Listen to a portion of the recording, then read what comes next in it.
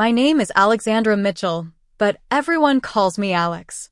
At 38, I became one of the few female four-star generals in American military history. Today, I stood outside my brother James's promotion ceremony in my full dress uniform, complete with every medal I earned through blood and sacrifice. The irony wasn't lost on me, being the highest-ranking officer in my family, yet somehow not on the guest list.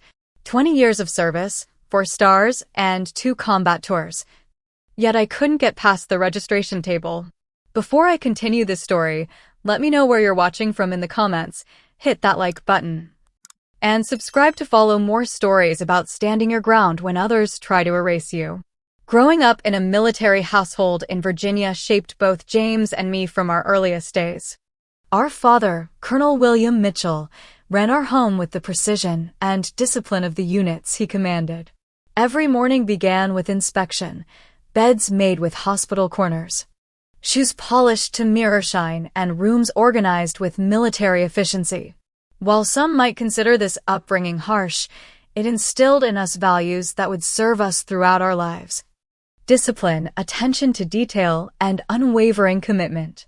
James and I were only 3 years apart, close enough to be companions rather than distant siblings. We climbed trees together in our backyard, built elaborate forts in the woods behind our housing complex, and defended each other from neighborhood bullies. Our favorite game was Soldiers, where we'd create elaborate missions to rescue stuffed animals from imaginary enemy territory. Even then, I displayed tactical thinking that impressed our father, creating diversion tactics and multiple approach routes while James executed the plans with precision. "You two will make fine officers someday," our father would say with rare approval. Those words planted seeds that would grow into our shared dream of military service. When I turned 18, I joined the military immediately after high school graduation. James, still 15 at the time, watched with a mixture of pride and envy as I headed off to basic training. I still remember his face at the bus station, a complicated blend of admiration and the first subtle hint of competitive spirit that would later define our relationship. My rise through the ranks surprised everyone, including myself. What began as a way to pay for college became my calling. I discovered I had natural leadership abilities and strategic thinking that set me apart. My commanding officers noticed too, recommending me for advanced training and accelerated promotion tracks. By 25, I had already achieved the rank of captain and completed my first deployment. 3 years after I joined, James followed suit, choosing the Army while I had selected the Air Force. Initially, we supported each other fully, exchanging letters during deployments and calling whenever possible. We shared advice, celebrated each other's achievements, and provided emotional support during difficult moments that only fellow service members could understand. The first signs of strain appeared after my promotion to major at 30. James remained a captain, his career progression steady but not exceptional. During my leave that year, I visited him at Fort Bragg. "Congratulations, Major Mitchell," he said, raising a beer to toast me at the on-base restaurant. His smile didn't quite reach his eyes. "You'll catch up soon," I assured him, misreading his reaction as simple career anxiety rather than the beginning of resentment. "Sure," he replied, "though it seems like you've always been one step ahead." Our mother's death from cancer 5 years later temporarily bridged the growing distance between us. Standing together at her funeral, we found comfort in each other's presence. James held my hand as I delivered the eulogy, and later that night, we stayed up until dawn sharing memories of her. "She was always so proud of you, Alex," James said as sunrise painted our childhood home in golden light. "Dad showed her every article about your achievements." "She was proud of both of us," I corrected him. "She kept a scrapbook of your deployments too." James nodded but said nothing more, and I felt the moment of connection slipping away, replaced by that familiar competitive tension. By this point in my career, I had earned numerous distinctions, 2 Bronze Stars, a Purple Heart from a helicopter crash during a rescue operation in Afghanistan, and recognition for developing strategic initiatives that saved countless lives during complex operations. My expertise in cybersecurity and counterintelligence operations made me valuable beyond traditional combat roles, opening doors that historically remained closed to women. When the notification came about my promotion to Brigadier General at 34, making me one of the youngest to achieve that rank, I called James immediately. His congratulations sounded sincere, but our conversation was brief. He mentioned being busy with preparations for his own promotion to lieutenant colonel. I understood his distraction, but felt a growing distance that concerned me. My most recent promotion to 4-star general at 38 made national news. I became only the 4th woman in history to achieve this rank, breaking barriers and setting precedents that would hopefully make the path easier for those who followed. The ceremony was attended by the Joint Chiefs, the Secretary of Defense, and numerous dignitaries. James sent a congratulatory email but couldn't attend due to operational commitments, an excuse I accepted without question at the time. Looking back now, I should have recognized the pattern forming. But family relationships have a way of blinding us to what might be obvious to outsiders. I remained the optimistic big sister, convinced that our bond would overcome any professional rivalry. The email notification about James's promotion to colonel arrived while I was reviewing security protocols for an upcoming international summit. Seeing his name pulled an immediate smile to my face. My little brother had achieved an impressive milestone, and I couldn't have been prouder. I called him immediately, barely containing my excitement. "Colonel James Mitchell. Congratulations." "Thanks, Alex," he replied, his voice measured but pleased. "It's been a long time coming." I never doubted it for a second, I said truthfully. "When's the ceremony?" "I'll clear my schedule." A brief pause followed before James answered. 3 weeks from Saturday. Fort Belvoir Auditorium. "I'll be there with bells on," I promised, already mentally rearranging meetings and commitments. "You don't have to go to all that trouble," he said. "I know how busy you are with your responsibilities." Something in his tone gave me pause, a slight emphasis on responsibilities that felt dismissive rather than respectful. But I brushed it aside, attributing it to the poor connection or perhaps pre-promotion stress. "Nothing would keep me away," I assured him. "This is important, James. I'm so proud of you." After hanging up, I immediately contacted my assistant to clear my schedule for that weekend. Being a 4-star general meant my calendar was typically planned months in advance. But family came first. I moved 3 briefings, rescheduled a meeting with an international delegation, and assigned my deputy to represent me at a security conference. No small feats, but absolutely worth it to support James on his big day.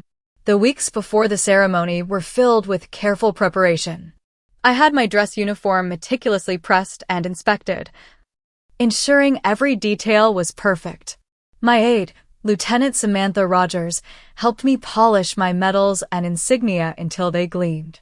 "You're going to outshine the new colonel," she joked as she arranged my decorations in their precise order.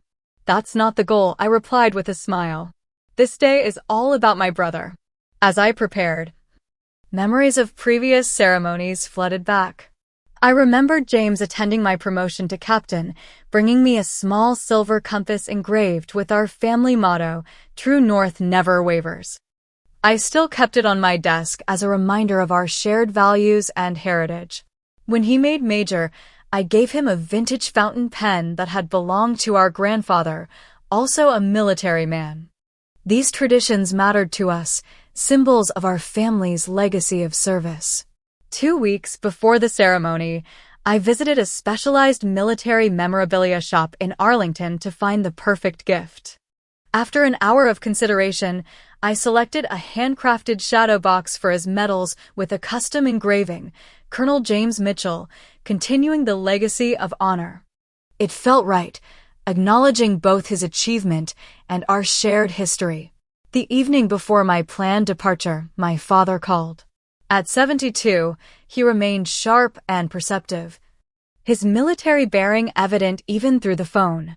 "Alexandra," he said, using my full name as always. "I understand you're attending James's ceremony tomorrow." "Of course," I replied, finalizing my packing. "I wouldn't miss it."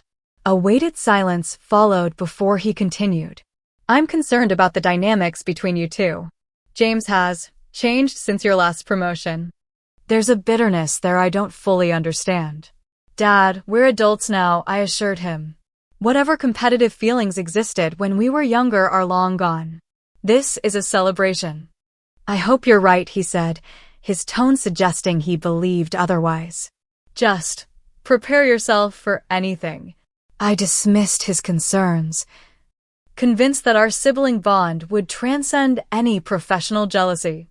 After all, we'd both achieved impressive careers.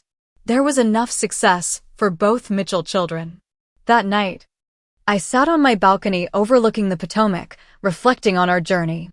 From those children playing soldier in the backyard to actual military officers serving our country, we'd both fulfilled the destiny our father had envisioned for us. Tomorrow would be a reunion and celebration, a chance to reconnect beyond the obligations and responsibilities that had kept us apart. I fell asleep with optimism. My uniform hanging ready for morning, the wrapped gift box on my dresser, and my heart full of anticipation for a meaningful family moment. The complexity awaiting me remained completely unseen as I drifted off, confident in the power of family ties to overcome any obstacle. Morning arrived with perfect spring weather. I dressed with the precision drilled into me through decades of service, each button and medal positioned exactly according to regulation. The 4 stars on my shoulder boards caught the light as I gave myself a final inspection in the mirror. Ready for duty. This time, the duty of being a supportive sister. The drive to Fort Belvoir took just under an hour from my Arlington apartment. Spring had painted the Virginia landscape in vibrant greens and flowering trees, creating a backdrop that matched my optimistic mood. I parked in the visitors section, noting the increased security and decorative bunting that signaled a special event. Several officers already heading toward the auditorium noticed me exiting my car and rendered appropriate salutes, which I returned with practiced precision. General Mitchell, good morning, ma'am. A young lieutenant said as our paths crossed near the entrance. It's an honor to see you here today. Thank you, Lieutenant. Are you participating in the ceremony? I asked.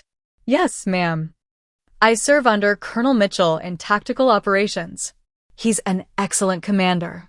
I smiled with genuine pride. I'm glad to hear it. He always had a talent for leading from the front. The auditorium entrance was decorated with flags and military insignia, creating an appropriately ceremonial atmosphere. Several photographers were setting up equipment, and a small string quartet practiced in one corner. Family members in their Sunday best mingled with officers in full dress uniforms, creating that unique military ceremony atmosphere that blended formality with familial pride. I approached the registration table with confidence, nodding at several officers who recognized me along the way. 2 junior officers manned the check-in station, surrounded by stacks of programs and name badges. Good morning, I greeted them. General Alexandra Mitchell checking in. The young officers immediately straightened to attention, clearly surprised by my presence. The female lieutenant recovered first, quickly checking her tablet. General Mitchell, she began, her finger scrolling through the digital list. Her expression shifted from confidence to confusion. I'm sorry, ma'am, but I'm not seeing your name on our guest list. That must be a mistake, I replied calmly. I'm Colonel Mitchell's sister. Please check again. The lieutenant exchanged an uncomfortable glance with her colleague before returning to her tablet. I've checked the family section, the VIP section, and the military guest section, ma'am. Your name doesn't appear on any of them. A cold sensation began forming in my stomach, but I maintained my professional demeanor. Perhaps there was an administrative oversight. Could you check with the event coordinator? Of course, General. The lieutenant stepped away to make a call while I waited, increasingly aware of the curious glances from others in the entrance area. Through the open doors of the auditorium, I caught sight of James in his dress uniform, speaking animatedly with a group of senior officers. For a moment, our eyes met across the distance. Rather than the surprise or concern I expected, he quickly averted his gaze and turned his back, continuing his conversation as if he hadn't seen me. That moment crystallized what my mind had been reluctant to accept. This was no clerical error. The lieutenant returned with an older officer who introduced himself as Major Peterson, the event coordinator. His discomfort was evident as he confirmed what I already suspected. "I've checked all records, General Mitchell. Your name was not included on any of the guest lists submitted by Colonel Mitchell or his staff. I'm deeply sorry for the confusion." "I see," I replied, my voice steady despite the hollow feeling expanding inside me. "Thank you for checking, Major." As I stood there processing this information, a memory surfaced from our childhood. I was 12 and the neighborhood kids had organized a baseball game. James, at 9, had been put in charge of team selection that day.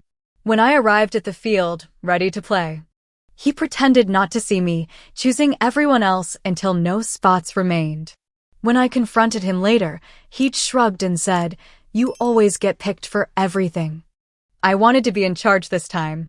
Now, 30 years later, the pattern repeated itself in a far more public and painful way. Several security officers had noticed the commotion and approached cautiously, creating an even more awkward situation. I could read their discomfort clearly. No one wanted to be the person who turned away a 4-star general, yet they had protocols to follow. "General Mitchell," one of them began carefully, "would you like us to contact Colonel Mitchell directly?"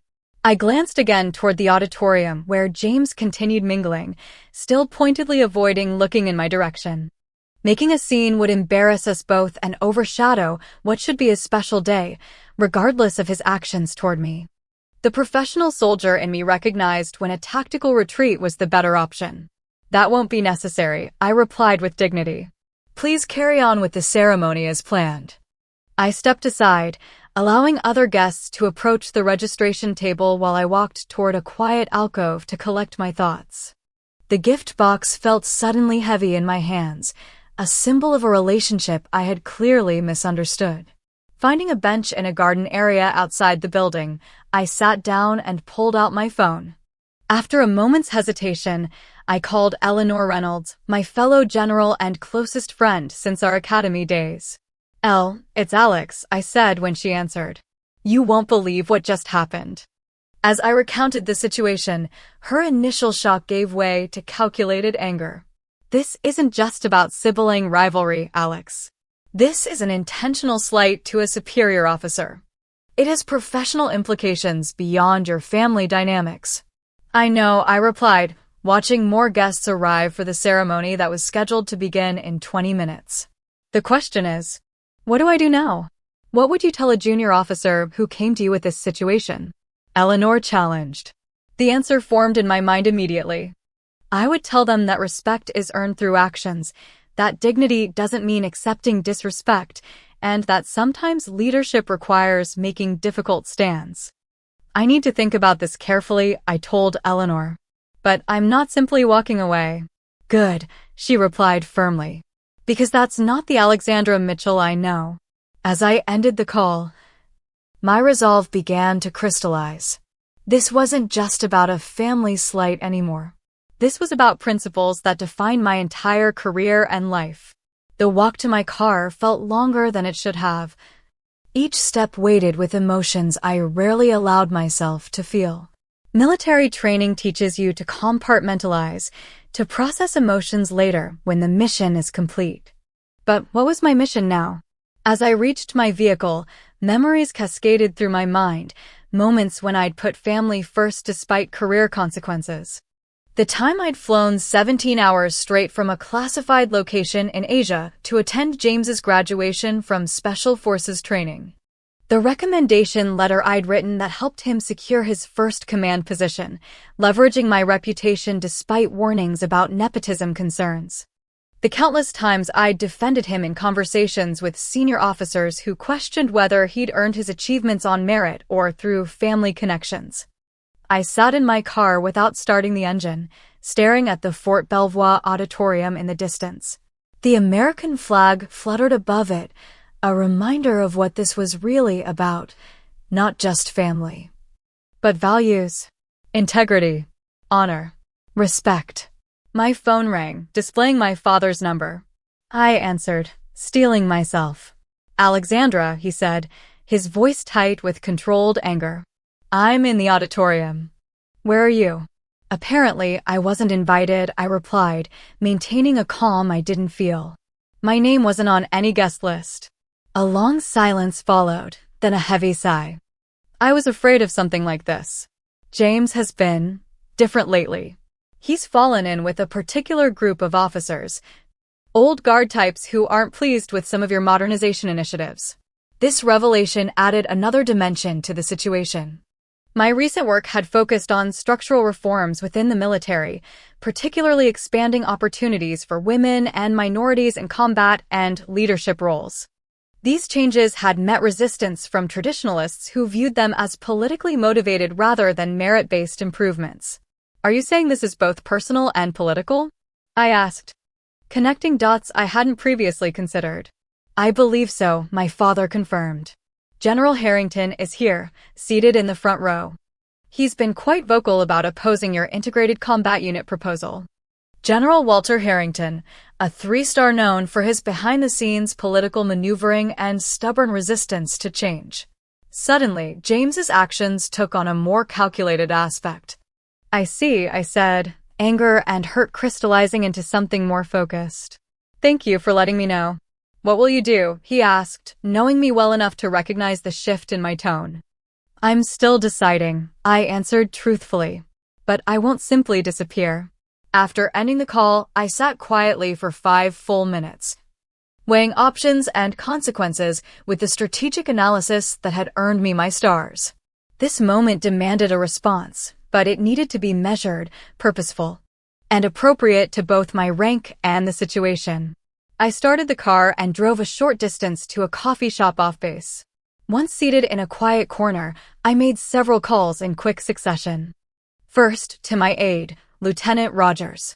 Sam, I need you to bring my ceremonial uniform to Fort Belvoir immediately. Yes, the full regalia. And my citation portfolio. The ceremonial uniform included every medal, ribbon, and distinction I'd earned throughout my career, significantly more impressive than the standard dress blues I currently wore. Next, I called General Marcus Williams, the presiding officer at today's ceremony according to the program I'd glimpsed. We had served together during Operation Enduring Freedom and maintained a mutual respect. Marcus, it's Alex Mitchell. I understand you're presiding over Colonel Mitchell's promotion today. I explained the situation concisely. His response was measured but supportive. That's highly irregular, Alex. And inappropriate given your rank and relationship. What can I do? Nothing directly, I assured him. I'll handle this myself. I just wanted you to be aware of the situation. My final call was to the base commander, an old academy classmate who expressed appropriate shock at the situation. While he couldn't officially intervene in the ceremony, he ensured I would have appropriate access to the base for my return. Lieutenant Rogers arrived in record time with my ceremonial uniform. I changed in the coffee shop restroom, emerging transformed. The full ceremonial uniform of a 4-star general is designed to command attention and respect. Each medal, ribbon, and badge represented specific achievements, combat experiences, and recognized excellence. The 4 silver stars on each shoulder gleamed under the lights, unmistakable symbols of authority earned through decades of exemplary service. As I adjusted the final details, I caught my reflection in the window. This wasn't about vanity or showing off. Each element of this uniform told a story of service, sacrifice, and commitment to values larger than myself. The stars represented not just my rank, but the trust placed in me by the military and the nation, trust earned through consistently demonstrating integrity, courage, intelligence, and leadership. I drove back to Fort Belvoir with clear purpose, no longer wounded, but resolved. This would not be about creating a scene or embarrassing James. This would be about standing for principles, the very principles our father had taught us both, the principles that formed the foundation of military service itself. The ceremony would be well underway by now.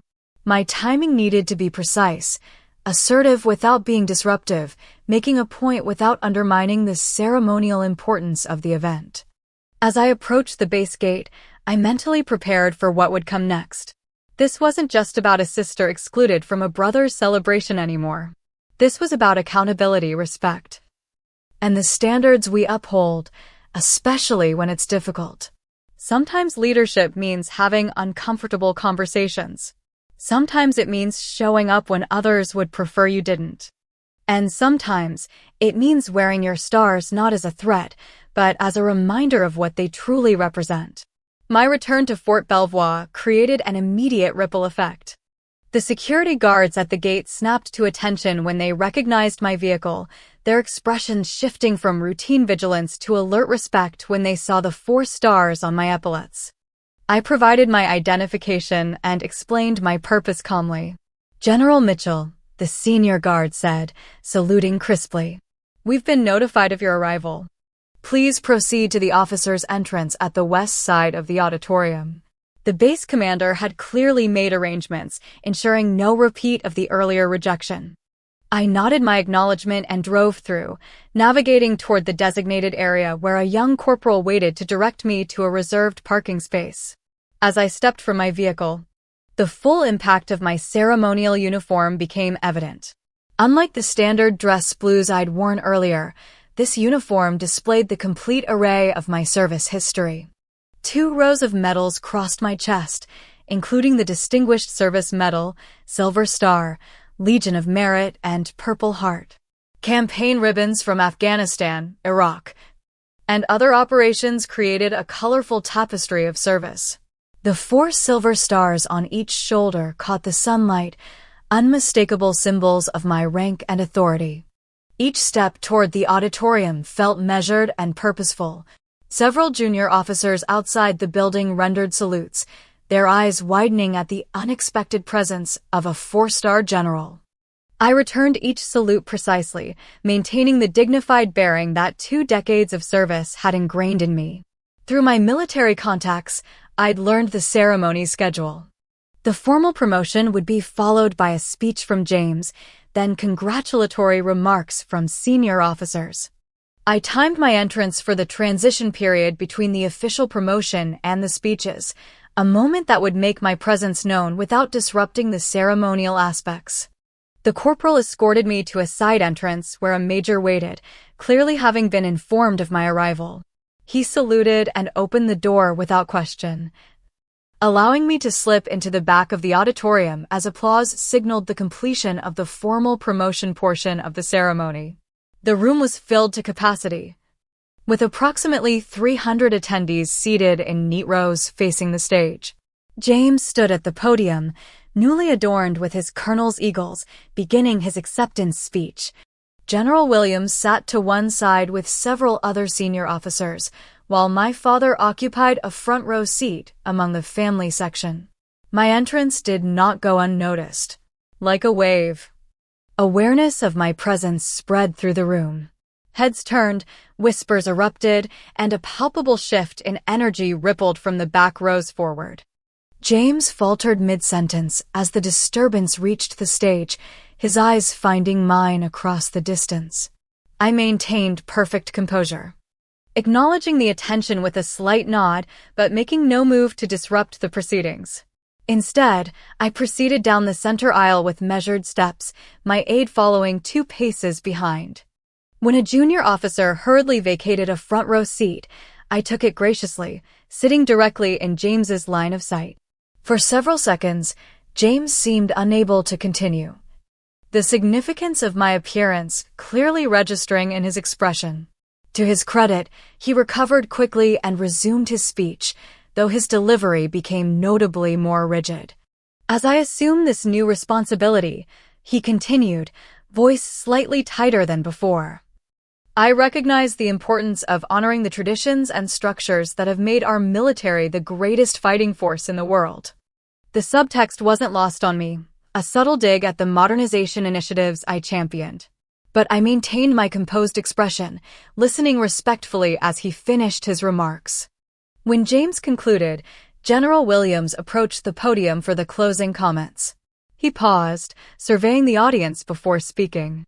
Before we continue, I believe we have the honor of an unexpected guest among us. His eyes met mine with subtle approval. General Alexandra Mitchell, would you care to say a few words? The invitation wasn't part of the program, but it was the appropriate protocol when a four-star general attended such an event. It also elegantly addressed the awkwardness of my earlier exclusion without explicitly mentioning it. James's face tightened as I rose and approached the stage. We passed each other at the steps. A brief moment of proximity where I offered a small, professional nod which he returned stiffly. Standing at the podium, I surveyed the room filled with officers of various ranks, family members, and officials. My voice, when I spoke, carried the confidence and clarity that had served me throughout my career. Thank you, General Williams. It is my privilege to witness this significant moment in Colonel Mitchell's career. I turned slightly toward James. Family has always been the foundation of service for the Mitchell household. Our father, Colonel William Mitchell, retired, instilled in us the values that guide us today: integrity, excellence, and unwavering commitment to duty. I paused, allowing my gaze to briefly meet General Harrington's in the front row before continuing. The strength of our military lies not just in our traditions, but in our ability to evolve while honoring those traditions. True leadership requires both respect for our foundation and vision for our future. I turned back to James. Colonel Mitchell has demonstrated the skills and dedication worthy of his new rank. I have no doubt he will serve with the distinction expected of an officer of the United States military. My message was carefully calibrated, congratulating James while subtly addressing the larger principles at stake. I concluded with, on behalf of the Joint Chiefs, I extend congratulations to Colonel James Mitchell. May your service continue to honor the uniform we all wear with pride. The applause that followed seemed particularly enthusiastic, perhaps fueled by the dramatic tension underlying the moment. As I descended from the stage, General Williams resumed the podium to formally conclude the ceremony, inviting everyone to the reception in the adjacent hall. The power dynamics in the room had visibly shifted. Officers who had been seated near James earlier now made their way toward me, offering respectful greetings. My father approached, a mixture of pride and concern in his expression. That was well handled, Alexandra, he said quietly. Dignified, but unmistakable. Thank you, I replied, scanning the room for James, who appeared to be surrounded by a protective circle of his allies. Some conversations still need to happen. General Harrington passed nearby, nodding curtly in my direction, but making no attempt to engage directly, a telling reaction from someone who rarely missed an opportunity to cultivate political connections. As the crowd moved toward the reception, I could see that my presence had created ripples that extended far beyond family dynamics. Junior officers watched the interactions carefully, undoubtedly noting who aligned where in this unexpected display of military politics. This, too, was part of their education, learning that rank came with responsibilities beyond battlefield command, including the courage to stand for principles even in uncomfortable situations. I moved toward the reception hall, prepared for the next phase of this unexpected confrontation, aware that the most challenging conversation still lay ahead. The reception hall buzzed with conversation and movement. Military precision temporarily relaxed in the social atmosphere following the ceremony. Crystal glasses clinked, professional photographers circulated capturing formal groups, and the string quartet provided elegant background music. Despite the practiced civility, an undercurrent of tension remained palpable. I found myself becoming an unexpected center of gravity in the room. Officers of various ranks approached to pay respects, many using the opportunity to briefly discuss initiatives or upcoming postings.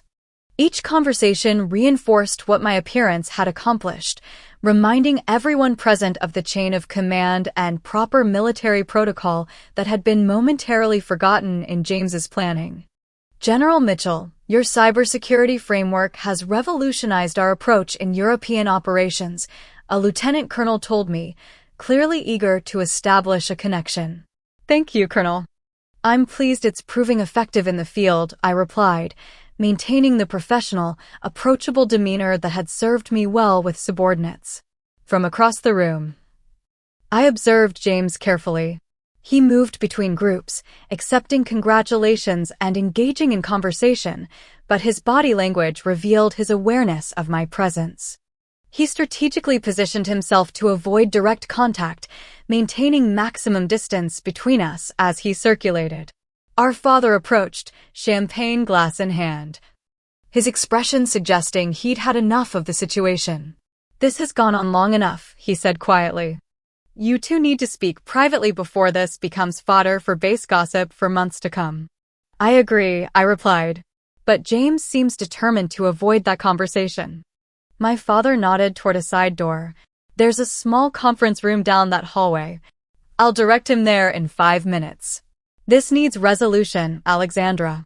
I made my way discreetly to the indicated room, a modest space with a small table and several chairs, likely used for pre-ceremony briefings. The quiet felt welcome after the crowded reception. I removed my service cap and placed it on the table, then stood by the window, gathering my thoughts. True to his word, my father delivered James to the room minutes later, closing the door firmly behind my brother's reluctant entrance. For a moment, we simply regarded each other in silence. Two Mitchell siblings in full military dress, stars and eagles glinting under the fluorescent lights. "Congratulations on your promotion, James." "It's well-deserved," I began, offering an opening that acknowledged his achievement. "Is it?" he replied, remaining near the door. "Or did I get it because I'm General Mitchell's brother?" The bitterness in his voice surprised me with its intensity. "Your record speaks for itself, James. I've never interfered with your career progression." "You didn't have to," he shot back. "Every assignment, every posting, I've heard the whispers. That's Alexandra Mitchell's brother. Never just James Mitchell, officer on his own merits. And that justified excluding me from your ceremony? Having me turned away at the door." I kept my voice even, though the hurt resurfaced as I said the words aloud. James paced several steps, military posture momentarily abandoned. "You don't understand what it's like living in your shadow. 4-star General Alexandra Mitchell, breaking barriers, making history. How do I compete with that?" "This isn't a competition," I replied. "It never was. We're both serving our country according to our abilities." "Easy for you to say from the top," he countered. "Do you know what General Harrington told me? That your reforms are destroying the meritocracy of the military, that your elevation was politically motivated rather than earned." The pieces fell into place more clearly. "And you believed him?" "I don't know what to believe anymore," James admitted, frustration evident in his voice. "But for once, I wanted a day that wasn't overshadowed by your rank and reputation." "Is that so wrong?" I considered my response carefully. This wasn't just about hurt feelings anymore. It cut to the core of military values and personal integrity. "Let me ask you something, James. If any other 4-star general had been turned away from your ceremony, not your sister, just any general, would that be appropriate military protocol?" He didn't answer immediately, recognizing the trap in the question. "This isn't just about family dynamics," I continued. "When you allowed Harrington and his faction to influence you into breaching military protocol, you compromised the very principles of the organization you serve. Merit isn't just about tactical skills or battlefield courage. It's about integrity in all circumstances." "That's rich coming from someone who's benefited from the Pentagon's diversity initiatives," he retorted, though his voice held less conviction. "Do you honestly believe I didn't earn these?" I asked quietly, touching the stars on my shoulder. 23 years of service. 2 combat tours. 3 years of 70-hour weeks modernizing our cybersecurity infrastructure. A helicopter crash that left me with a titanium rod in my leg. I stepped closer. "I've never asked for special treatment, James. I've only asked for equal opportunity to serve based on capability." Something in my words seemed to penetrate his defenses. His posture shifted subtly, less combative than before. "I didn't personally remove you from the guest list," he admitted finally. Harrington's aide suggested it would be better to keep the ceremony focused on traditional military values without the distraction of recent controversies. "And you allowed it," I said. Not as an accusation, but as a simple fact. Before he could respond, a knock at the door interrupted us. A young lieutenant appeared, looking apologetic. "Excuse me, General, Colonel. General Williams is asking for both of you to join the official photographs." "We'll be right there, Lieutenant," I responded, waiting until the door closed again before turning back to James. "This conversation isn't finished, but we have duties to attend to now." James nodded, military bearing returning as he prepared to rejoin the public event. At the door, he paused.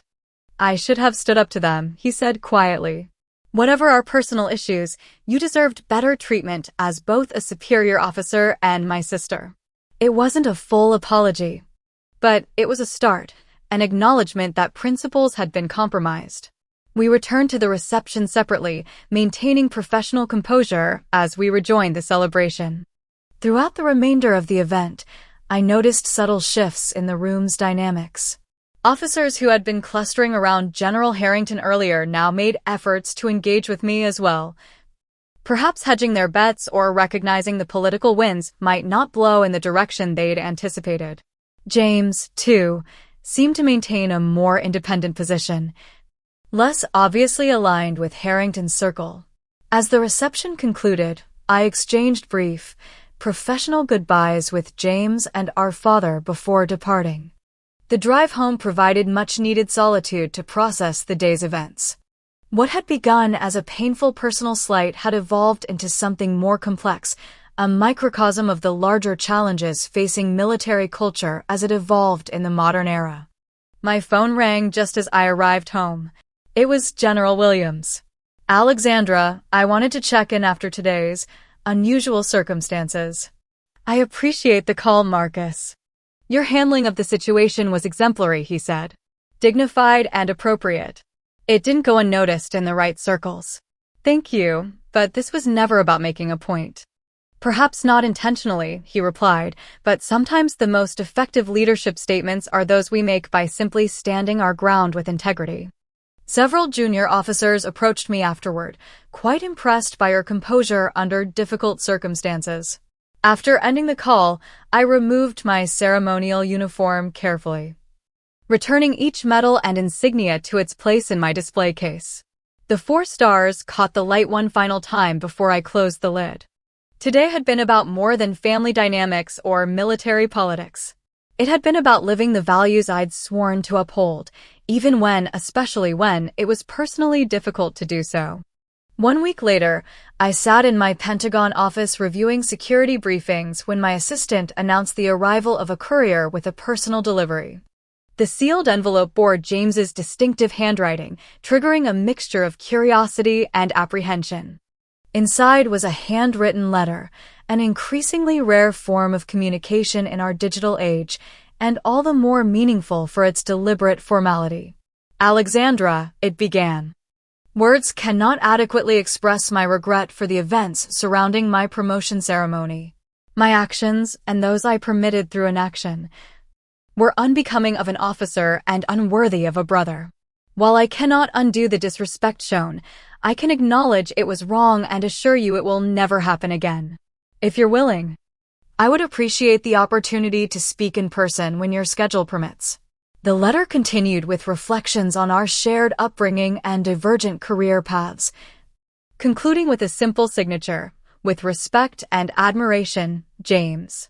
I placed the letter in my desk drawer, neither immediately accepting nor rejecting its olive branch. Time and actions would need to demonstrate the sincerity behind the words.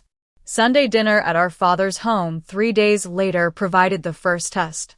James arrived shortly after I did. The initial moments filled with awkward formality before our father broke the tension in his characteristically direct manner. "If you two are planning to maintain this stalemate through dinner, I should have ordered pizza instead of cooking pot roast," he remarked, placing the carving knife deliberately on the table between us. James smiled slightly at the metaphor. "I think we can manage civil conversation, Dad." Throughout dinner, we navigated careful conversation about neutral topics, Recent base reassignments, our father's volunteer work with veterans. Mutual acquaintances from the academy. Only after dessert, when our father strategically excused himself to make coffee, did James address the elephant in the room. I've been doing a lot of thinking since the ceremony, he said, studying his water glass. About competitiveness and resentment and how they can blind us to our own compromises. It's a common human failing, I replied, neither accusatory nor dismissive. The military just adds rank structure to complicate it further. I spoke with General Williams yesterday. James continued. Requested a transfer to Fort Lewis. I think some distance from certain influences would be beneficial for my command perspective. The decision surprised me. Fort Lewis would remove him from Harrington's sphere of influence, a clear professional choice with personal implications. That sounds like a positive step. I acknowledged. Command decisions reflect our individual values, not group pressures. When our father returned, the atmosphere had shifted slightly, less brittle than before. It wasn't reconciliation yet, but it was movement in that direction. A recognition that healing would require deliberate choices and time. 2 weeks later, I accepted James's invitation to meet at a small cafe halfway between our respective posts. The neutral territory provided space for more direct conversation than our father's dining room had allowed. I've been thinking about something you said at the ceremony, James began after initial pleasantries. About the military's strength lying in both respecting tradition and embracing necessary change. It's a difficult balance, I acknowledged. The thing is, he continued, I focused so much on feeling overshadowed that I never considered what it cost you to create that shadow in the first place. His fingers traced patterns on the tablecloth. The barriers you faced, the scrutiny, the constant need to prove yourself beyond what was required of your male counterparts. It wasn't easy, I admitted. Still isn't sometimes. Dad told me about the death threats you received after implementing the Integrated Combat Teams initiative. You never mentioned them. I shrugged slightly. Complaining wouldn't have changed the necessity of the work. James nodded, understanding the philosophy that had guided my career. I allowed my personal feelings to make me a tool in someone else's resistance to progress. It won't happen again. We were raised in a competitive household, James. Dad believed it would prepare us for military life, and in many ways, it did. But it also created patterns that followed us into adulthood. Rivalry between siblings is normal, James acknowledged. Undermining a superior officer isn't. His willingness to name the professional breach directly marked a significant step forward. We spent the next hour discussing our shared childhood, the different challenges we'd each faced in our careers, and establishing clearer boundaries for our dual relationship as siblings and officers in the same chain of command. When we parted, the handshake we exchanged carried more genuine respect than formal ceremony. The road to fully rebuilt trust would be long, but its foundation was now in place. 3 months later, we both attended a retirement ceremony for General Williams. The event provided an opportunity to demonstrate our professional reconciliation publicly. When James arrived with his wife, I greeted them warmly, introducing them to colleagues without tension or awkwardness. Throughout the evening, we moved in different circles, but acknowledged each other appropriately when our paths crossed, a normal, respectful interaction between officers of different ranks who happened to share a last name. General Harrington attended as well, his influence noticeably diminished following a Pentagon reorganization that had reduced his portfolio. When he approached me with superficial congratulations on a recent successful operation, I accepted them with professional courtesy, but maintained clear boundaries. Your brother seems to have found his footing at Fort Lewis, Harrington remarked, probing for information or reaction. Colonel Mitchell has always been an excellent officer, I replied neutrally. His capabilities speak for themselves. The brief exchange demonstrated the lesson I'd internalized throughout my career. True authority doesn't require asserting dominance. It flows from consistent integrity and the respect it generates. The following week, I was scheduled to speak at the Women's Military Leadership Conference at West Point. As I prepared my remarks, I reflected on the journey that had brought me to this point, not just the recent ceremony incident, but the entire path from that little girl playing soldier in the backyard to the four-star general addressing future officers. The auditorium was filled with cadets when I took the stage, their young faces reminding me of my own early days at the academy. Among the senior officers in attendance, I noticed James seated toward the back, an unexpected but welcome presence. Leadership isn't defined by the stars on your shoulders, I told the assembled cadets, though they certainly get attention. This earned appreciative laughter. True leadership is defined by the principles that guide your decisions when those decisions are difficult. When standing up costs something. When remaining silent would be easier, but speaking out is right. Throughout the speech, I shared experiences from my career, the challenges, the breakthroughs, the lessons learned through both success and failure. I didn't mention the ceremony incident specifically, but its lessons informed my message about integrity and courage.